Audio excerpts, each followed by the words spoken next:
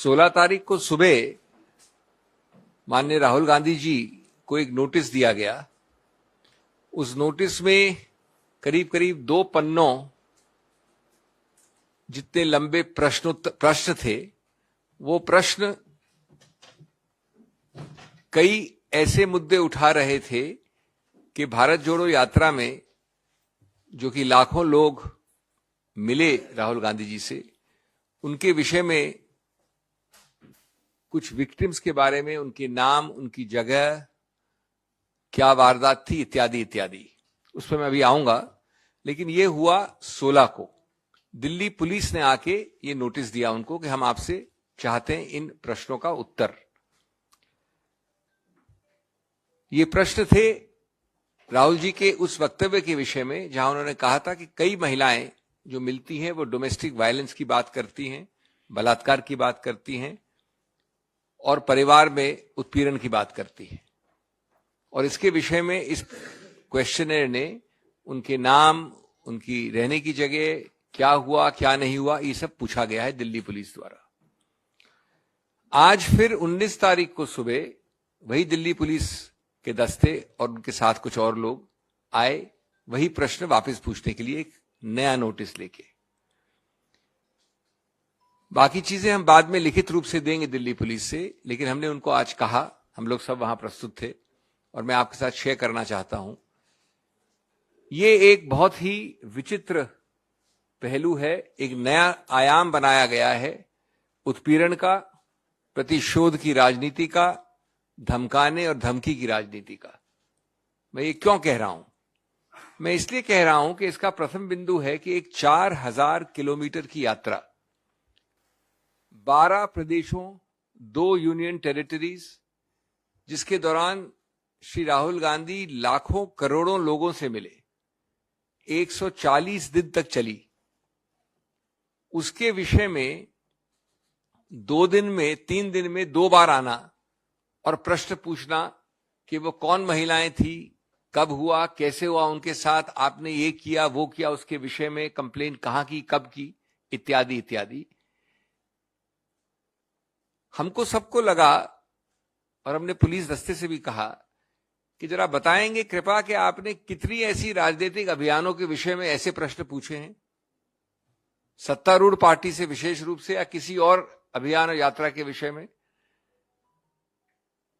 ये अगर राजनीतिक प्रतिशोध नहीं है, उत्पीड़न नहीं है, धमकी की राजनीति नहीं है, तो क्या है?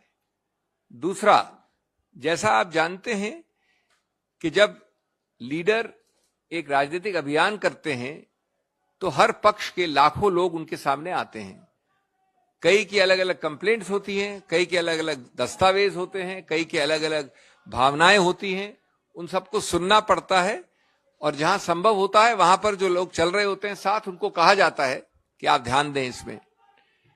कोई भी लीडर हर इंडिविजुअल कंप्लेंट के विषय में यात्रा रोककर कोई एक्शन नहीं लेता है, न लेना संभव है, न ये किसी के दिमाग में भी आता है। और न आज तक मैं समझता हूं 70 वर्ष 75 वर्ष में, भारतवर्ष में इस प्रकार के बेहुदे प्रश्न किसी सरकार या किसी पुलिस फोर्स ने पूछे हैं किसी अभियान, किसी लीडर से।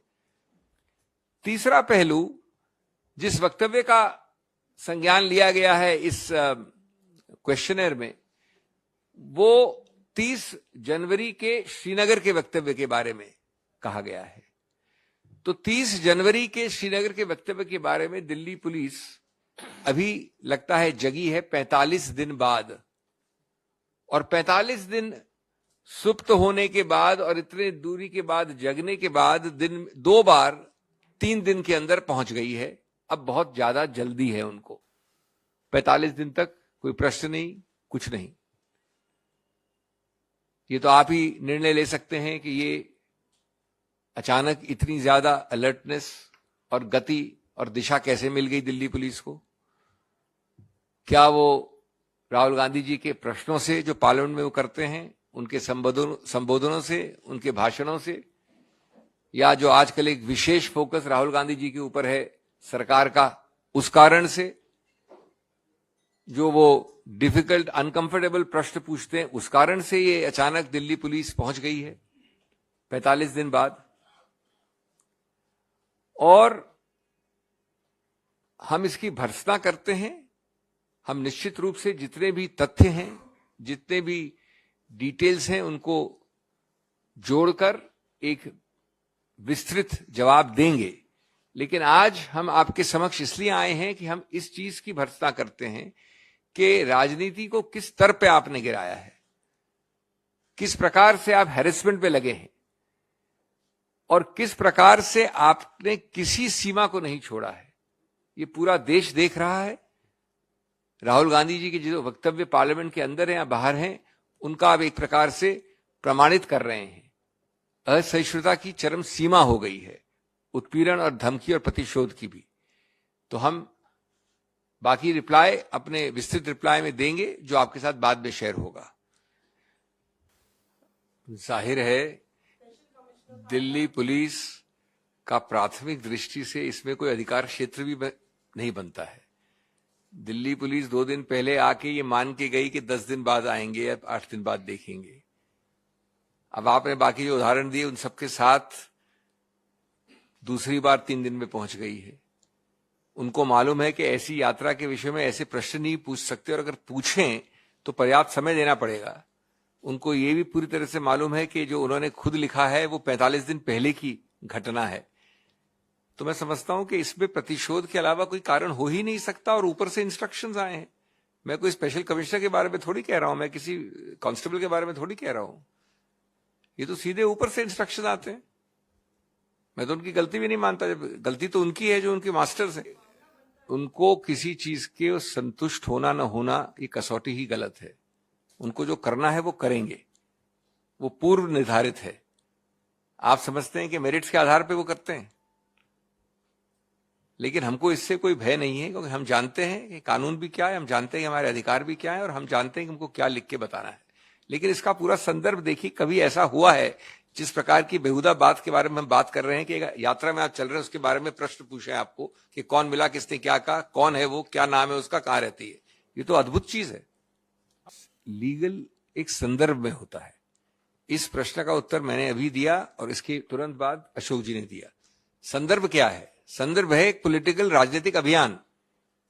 संदर्भ ये नहीं है कि आप एक तहकीकात वाले अफसर हैं या आप घर में बैठे हैं और घर में आपके आके किसी ने खुलासा किया कि ए को रेप बी ने किया है और इस तारीख को हुआ, और आप उसका संज्ञान लेते हैं और चुप बैठ जाते हैं।